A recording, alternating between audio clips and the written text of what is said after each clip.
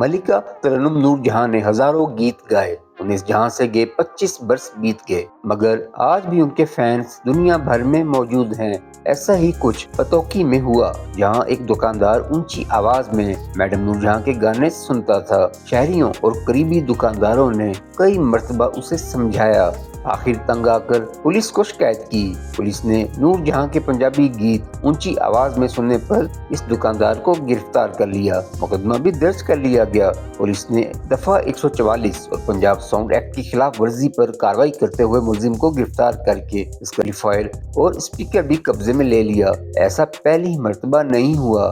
اسی برس ستمبر میں نور جہاں کا گانا اونچی آواز میں سننے والے کو حوالات کی ہوا کھانا پڑ گئی۔ کہانی کچھ یوں ہے کہ پولیس نے ایک شہری کو میڈم نور جہاں کا یہ گانا اونچی آواز میں سننے پر روکا۔